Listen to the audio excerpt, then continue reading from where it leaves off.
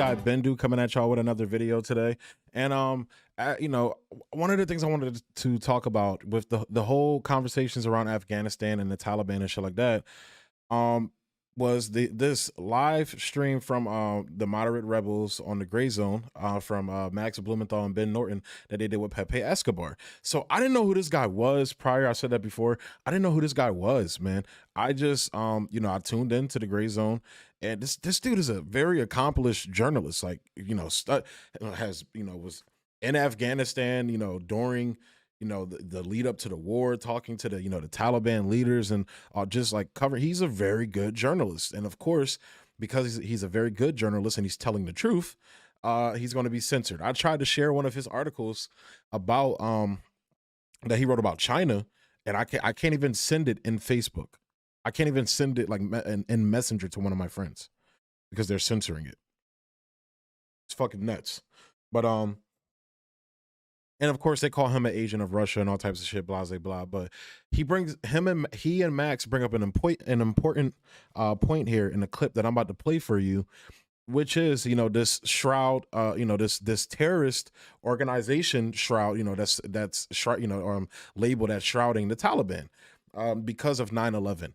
And basically here they point out how it's infactual, and they basically debunk it, as they do at the Gray Zone a lot with State Department narratives. So I'm going to go ahead and play that clip for you right here, and just talk about it.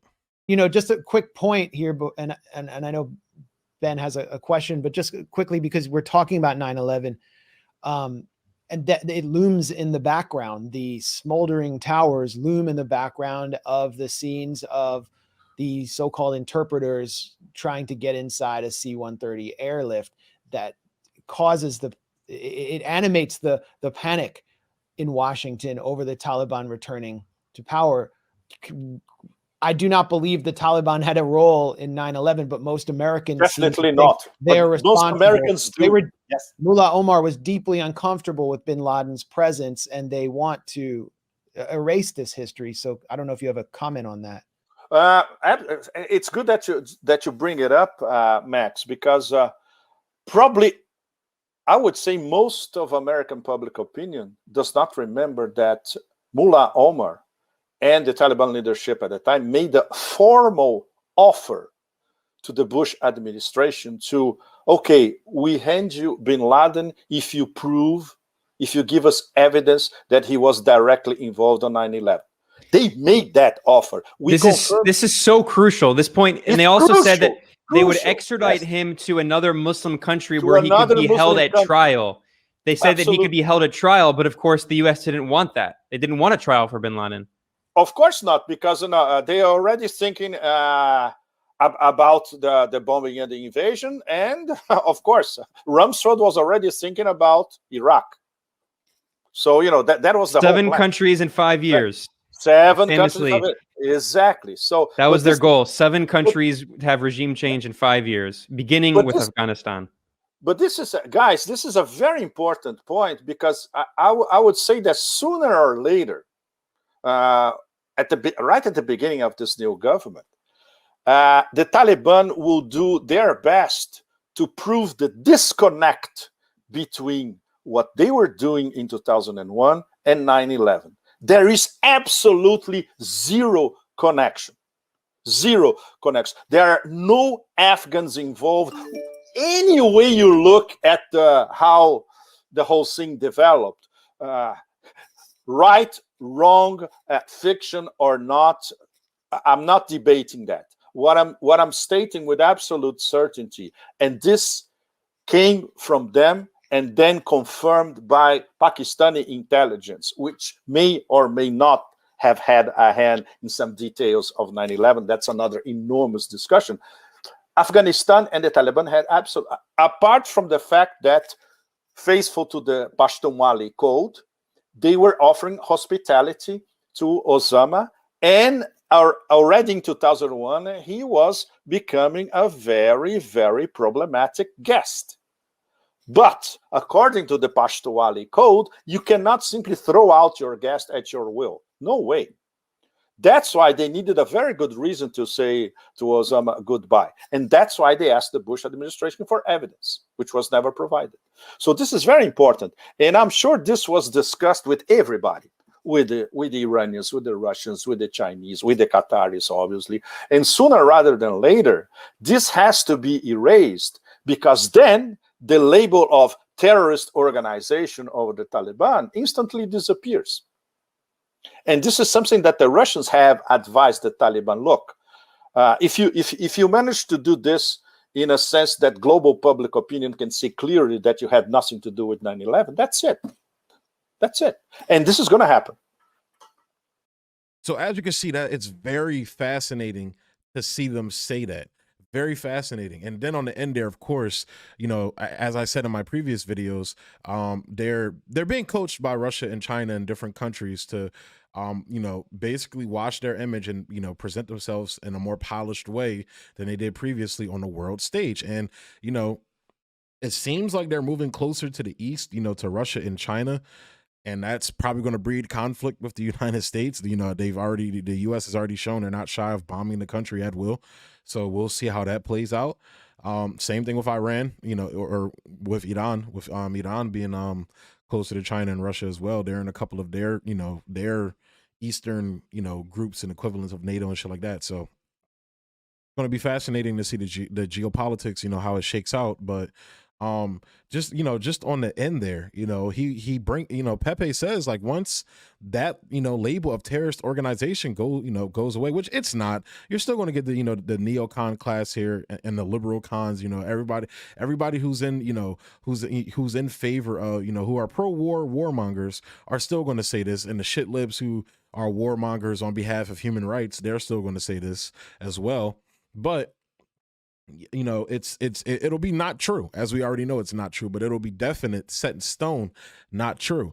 And like everything they said there, and even how he goes into the culture, and that's what I really liked about him explaining, you know, through the whole live stream. He's very well versed in, you know, the regions, the different cultures within the region, and why certain things shake out the way they do, X, Y, and Z.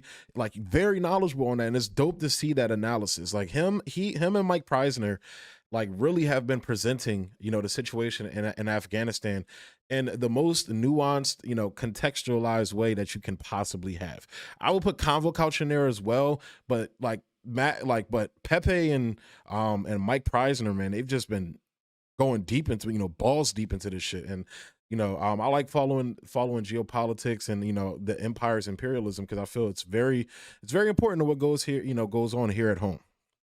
So, but with that being said, man, it's just, you know, it's insane to see him say that, because again, you know, this whole narrative about the Taliban, you know, the Taliban has already come out on multiple occasions and said that, you know, this, you know, our government's going to be inclusive, this, that, and the third. So when it comes to, you know, which everybody cares about with the women, it sounds like they're saying that they can, you know, women can still, you know, pursue education and things. It's going to be something like what Iran does, but they have to wear like hijabs and shit like that. Now, again, time will tell, and we'll have to see this.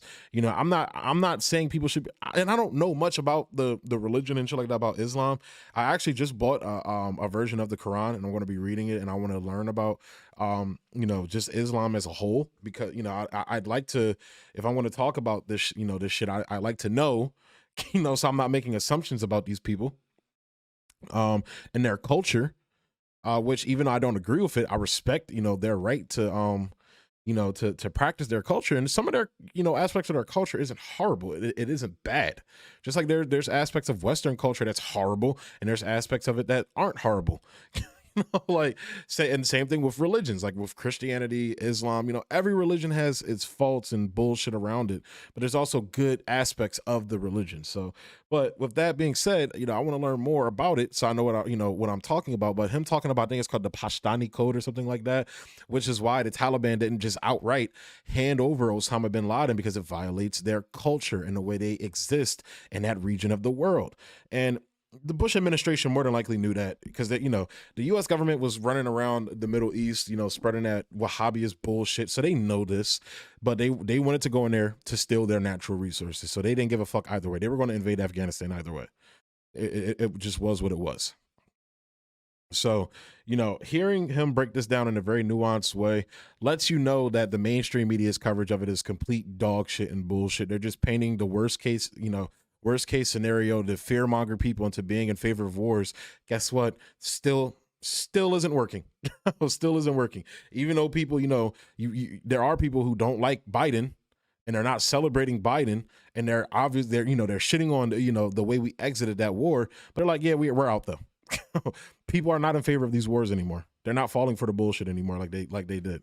Unfortunately, some people still are, especially when it comes to countries like Syria, and especially when it comes to country, you know, communist and socialist countries like China, like Cuba, you know, Venezuela, Bolivia. People are still getting duped by that, but still, like especially the Middle Eastern wars, where we've actually had boots on the ground and we've seen the invasions and the outcomes of that, you know, both abroad and here at home. People aren't falling for that anymore. So again, man, the gray zone is they're doing the Lord's work over there, man. I'm probably going to cover that Aaron Mate video he did with the veterans. I haven't finished watching it yet, so I'm going to go ahead and watch it, and I'm gonna, like, you know, clip out the parts that I found interesting and probably cover it. So, but I have another clip from this live stream that I'm going to be covering. It has more to do with the actual, you know, geopolitics and basically the official, well, not the official, but like the blatant obvious now pivot towards Asia and towards containing China and Russia. So it's going to be another clip I'm covering there. So with that being said, I'm going to go ahead and close this video out there, guys. As always, like, comment, subscribe, and share. I appreciate y'all showing love and watching the channel. Even on Odyssey, you know, there's people on there that do not agree with me, do not agree with my views. I appreciate y'all checking out the videos and commenting and, you know, showing love on there. I'm gonna get more involved on Odyssey and communicate more. Same thing on YouTube. I'm gonna be responding to comments more. You know, I'm gonna do my best, you know, to get more, you know, active in the community and everything. And you know, and talking to you guys and chatting with you guys and exchanging ideas. So, you know, I appreciate you guys showing me the love that you have. And with that being said, peace.